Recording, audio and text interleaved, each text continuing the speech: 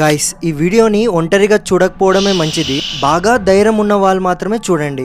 రవి అనే అబ్బాయి ఇండియా నుంచి ఫారెన్ కి చదువుకోవడానికి వెళ్ళాడు. స్టే చేయడానికి చాలా టూలెట్ హౌసెస్ వెతుకుతాడు. వాటిల్లో ఒక ఇల్లు చాలా తక్కువ రెంట్ కే అవైలబుల్ లో ఉందన్నమాట. ఆ ఇల్లు తక్కువకే బాగా దొరికిందనేసి తీసేసుకుంటాడు. కానీ ఆ ఇంటి కథ వేరే ఉందన్నమాట. ఫారెన్ లో ప్రతి ఇంటికి బేస్మెంట్ అనేది ఉంటుందన్నమాట ఇంటి కింద. ఆ ఇల్లు తీసుకున్న 1 వీక్ తర్వాత నుంచి రవికి బేస్మెంట్ నుంచి కెన్ ఐ కమ్ అని వినిపిస్తూ ఉందన్నమాట.